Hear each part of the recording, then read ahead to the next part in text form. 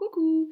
Alors aujourd'hui une vidéo en réponse, pas en réponse, mais elle fait suite à beaucoup de tristesse, de questionnements que j'ai pu avoir de la part de mes clients en séance. Des clients par exemple qui ont une entreprise dans le développement personnel, les soins, les massages, tout ce qui va être bien-être et autres aussi tout à fait en dehors du bien-être, mais des entreprises qui sont censées être pour le bonheur des gens, pour l'écologie par exemple, pour des choses utiles à la communauté, etc. Et ces personnes-là, si elles font appel à moi, c'est qu'elles sont un minimum elles ont la foi, elles ont des croyances dans l'énergétique, etc. Donc elles sont quand même très imprégnées en fait par tout ça et par l'énergie, mais aussi par le milieu en fait de la spiritualité et du développement personnel. Et ce qui se passe en ce moment, c'est qu'il y a beaucoup de culpabilité, pas de culpabilité, c'est de comparaison, de sentiment d'abandon, la sensation d'être inutile. Les réseaux, pour ça, ils font beaucoup, ils jouent beaucoup. Instagram, Facebook, tout ça. Donc c'est des gens qui ont l'impression de ramer énormément sans avoir gain de cause. Et du coup, ça les remet en question sur si ça marche pas, c'est que je suis censée arrêter. Si ça marche pas, c'est que c'est peut-être pas ma place. Mais dans ces cas-là, où est ma place et pourquoi machin qui fait de, qui ment ou qui fait des choses qui sont pas vraiment en accord avec l'éthique, bah lui il réussit, etc. Donc tous ces questionnements-là viennent parasiter et remettre en question des projets qui n'ont pas à être remis en question. Et là-dessus, je voulais faire une vidéo pour expliquer un petit peu ma vision des choses, bien sûr, mais aussi ce qui peut se passer dans ce que je peux voir au niveau énergétique, et puis pour un peu apaiser ce discours un peu duel et difficile. Déjà, on va partir du principe qu'il y a une réalité contextuelle, c'est-à-dire qu'en 2021, on est dans le paroxysme un petit peu des énergies décomplexées, qu'elles soient dans une polarité positive ou négative. Donc le négatif est extrêmement visible, il a toujours été là, mais là aujourd'hui il est décomplexé, visible, la violence elle est assumée. Et et d'un autre côté, il y a plein de belles choses qui se passent aussi, bien sûr, hein, mais c'est comme un espèce d'étau qui se resserre pardon, avec les deux forces qui évoluent l'une en face de l'autre. Et ça donne des situations telles qu'on vit aujourd'hui. Par exemple, les petits commerces bio, méritants, ils ont été obligés de fermer, ou les restaurants, etc. Alors que le McDo, il a jamais désempli, au contraire, que les grandes surfaces n'ont jamais autant de fait de profit, pardon. Donc il y a ce genre de déséquilibre en ce moment qui touche absolument tous les milieux parce que les énergies décomplexées, elles ne touchent pas qu'à ce niveau-là, hein, elles touchent dans les rapports bien sûr humains, sans qu'il y ait forcément de grands enjeux, mais dans une administration classique par exemple, beaucoup de gens ont pu observer des comportements décomplexés, des personnes à tendance dominante qui sont devenues assez dominantes, très dominantes, et l'ambiance peut devenir assez irrespirable facilement. Donc 2021, c'est un peu ça, on a beau mettre des masques dans la rue, c'est abat les masques, les énergies sont décomplexées et la notoriété, la réussite, la visibilité n'est pas en lien avec forcément ce qui est encore du domaine de la justesse, de l'équilibre, de l'éthique.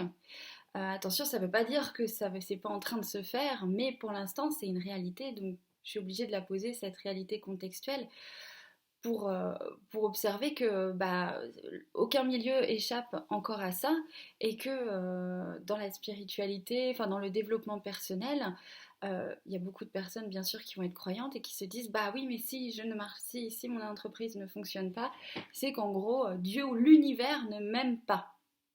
Alors ça c'est encore une fois, ça c'est surtout faux et archi faux. C'est pas comme ça que ça marche. les fluides, tout ce qui va être au niveau du chakra racine, ce qui représente le territoire, l'argent, le magnétisme, alors un magnétisme dominant, le rouge, hein, mais tout ce qui va caractériser le chakra racine, c'est pas en lien avec forcément des qualités de cœur ou des qualités au niveau de des perceptions dans le sens du bon sens, quoi. Donc ça, c'est un deuxième point.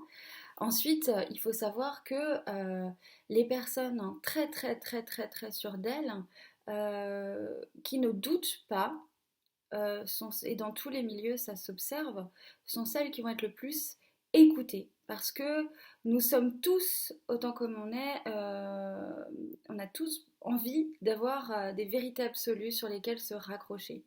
Et donc ça veut dire que les scientifiques qu'on va le plus écouter ou qui seront le plus médiatisés, bah, ce sont ceux qui ne doutent pas, alors que le principe même d'un scientifique, c'est le doute pour pouvoir avancer sur sa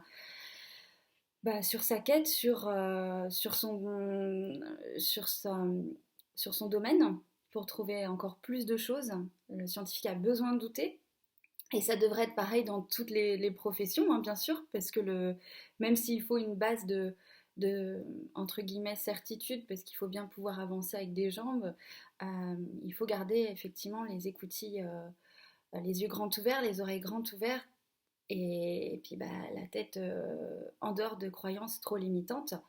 Donc les gens qui ne doutent pas, comme par exemple on peut voir dans notre gouvernement ou ailleurs, on dirait qu'ils sont dans des box de 20 mètres carrés, et on peut comprendre qu'ils comprennent pas les gens, parce que pour eux il y a tellement de certitude et c'est tellement fermé qu'ils auraient tendance à penser que c'est les autres qui sont débiles, quoi, voire un pays tout entier. Donc c'est une question de perception. Et on va dire les gens de bonne foi, ceux qui vont être vraiment dans la recherche de la vérité et de l'absolu, sont toujours en train de douter. Ils ont leurs petites antennes bleues qui sont connectées à une très belle toile lumineuse, on va dire comme des constellations. Bah eux, leurs petites antennes, elles vont toujours au-dessus du mur. Ça fait que bah, à chaque fois qu'elles ont répondu à une de leurs questions, il y en a une deuxième qui arrive, et une troisième, et une quatrième. Ce qui peut expliquer aujourd'hui tout ce qu'on appelle, alors je suis pas ultra calée sur le sujet, mais tout ce qui va être les gens qui réfléchissent trop, les hauts potentiels, machin, enfin tout ça, peu importe la case dans laquelle on a envie de mettre les gens, mais ça correspond un peu à ça. Si vous mêlez à des qualités de cœur qui sont en plus très évoluées, ça fait des gens qui vont avoir du mal à comprendre à comprendre comment activer l'énergie du chakra racine sur le territoire, sur l'argent par exemple, sur l'identité. C'est des gens qui vont actionner d'autres leviers, mais celui-là sera un petit peu moins efficace. Donc, ça donnera moins de résultats, on va dire, dans la matière qui sera immédiat. Ça ne veut pas dire que les résultats dans la matière vont pas se voir, mais ça prendra plus de temps, en fait, plus de temps. Parce qu'il y a moins de certitude, il y a moins de personnalité affirmée, avec des choses des intentions extrêmement puissantes, mais des intentions, attention, c'est génial d'avoir des intentions super puissantes, c'est ça qui fait avancer. Ça ne veut pas dire qu'elles sont bien ou mal. Là encore, il n'y a pas de jugement. C'est juste pour dire, bah voilà, c'est pas que vous n'êtes pas les chouchous de l'univers, les chouchous de Dieu, peu importe. C'est que vous allez fonctionner différemment sur des énergies différentes. Et déjà, si vous enlevez le fait de vous remettre en question, vous allez gagner beaucoup de temps. Alors, remettre en question sur votre projet, pas les doutes, encore une fois, ça fait partie de toute personne saine d'esprit, mais si vous remettez pas trop les choses euh, en question vis-à-vis de ce que vous faites, et que vous comprenez, bah oui, que ça peut mettre du temps, que c'est pas inné chez vous, que ça va, que bah il faut parfois de l'aide, que c'est pas grave, voilà, ça c'est pas censé être fluide comme ça en 2 secondes, hop hop hop, voilà, c'est la magie. Oui, pour certains ça marche, c'est vrai, mais parce qu'à ce moment-là ils étaient prêts, parce qu'à ce moment-là le chakra racine était vraiment en lien avec plein de choses. Et puis il y a une autre dimension du coup qui est plus énergétique, c'est le défi de l'âme.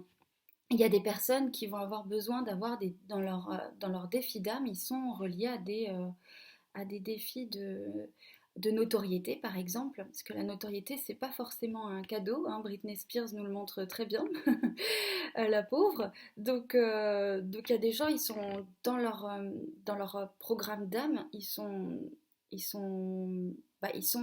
face à ce défi de l'âme et à tout ce que ça va impliquer comme autre défi, etc. Et que bah, si vous n'êtes pas concerné, c'est absolument pas que vous n'êtes pas censé réussir. Il n'y a pas ça va pas ensemble. Je pense pas que Britney Spears se dise dans son fort intérieur, par exemple, waouh, j'ai trop réussi ma vie, quoi. Elle doit être aussi très triste par rapport à plein de choses. Alors, bon, je sais pas si vous connaissez Britney Spears et son histoire, mais moi, c'est ma génération, et du coup, j'avais beaucoup d'empathie pour elle vis-à-vis de ce qui lui est arrivé à cause de la médiatisation et plein d'autres choses.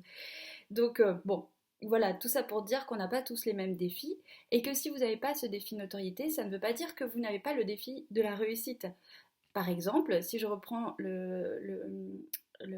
l'exemple du développement personnel, et j'aime beaucoup le citer à mes clients, c'est bah, moi je connais des magnétiseurs dans les campagnes, ils sont bookés, bookés, bookés, toujours débordés, ils n'ont pas de site internet, ils n'ont pas de YouTube, voilà, ça veut rien dire en fait. Et puis il y a d'autres youtubeurs, hein, alors ça qui sont pas dans le développement personnel mais que j'ai déjà entendu dire, bah, ils ont beau avoir énormément de gens sur leur chaîne, bah, ils en vivent pas forcément. Donc, il ne faut pas confondre youtubeur et votre métier.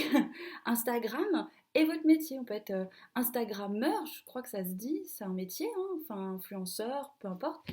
Mais si vous êtes kinésiologue, c'est pas votre métier, Instagram. C'est un outil pour votre métier, mais c'est pas grave si vous n'êtes pas connu sur Instagram.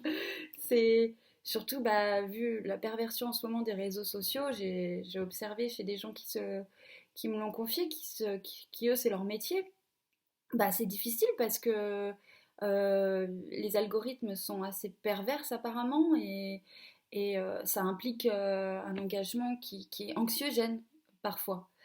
Donc ça aussi, il faut faire attention. Voilà. Heureusement, ces personnes-là, elles sont fortes, donc elles arrivent à prendre du recul, mais c'est pas toujours évident, surtout si c'est un gagne-pain. Voilà.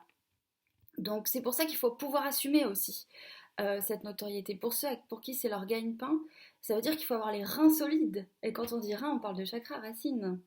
Donc on revient toujours à ça. On revient à une notion sur l'énergie, sur ce qu'on peut assumer, ce qui est en lien avec le racine. Et c'est pas dans le bien, le mal, c'est comme ça en fait. C'est comme, ben, on va pas demander à quelqu'un qui a aucune endurance et tout petit poumon de faire un marathon, quoi.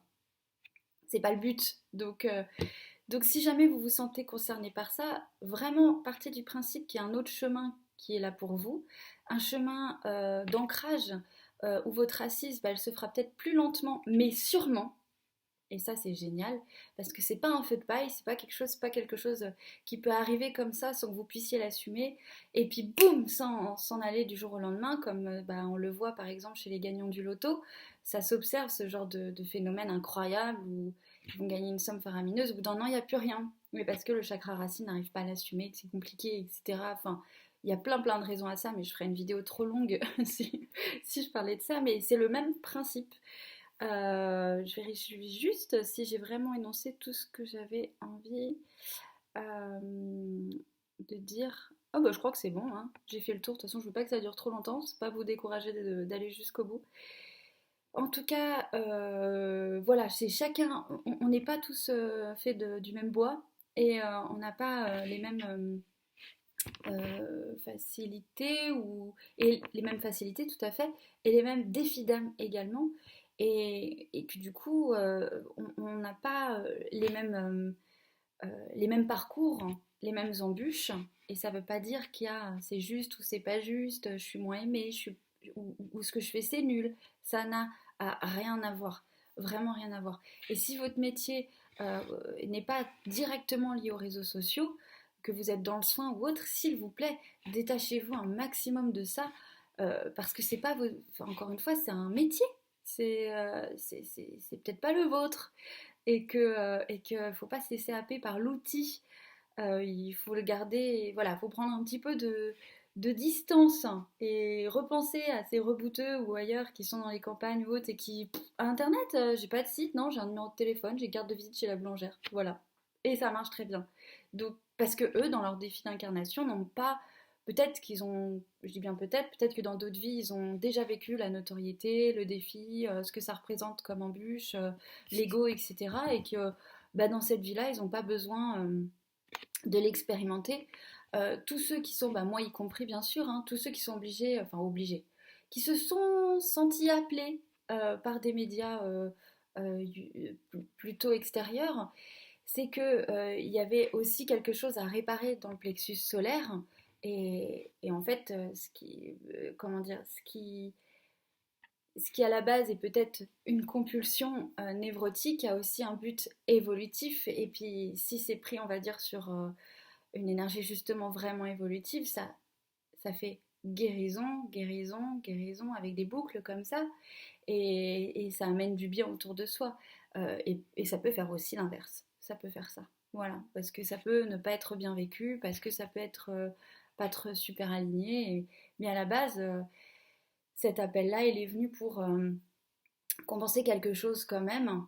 euh, Dans le sens où, ah, j'ai envie, je me sens appelée, ah, comme un acteur ou une actrice, comme un, comme par exemple tous ceux qui vont qui vont faire des conférences, qui vont être des formateurs, tous ceux qui vont être professeurs, tous ceux qui vont être instituteurs.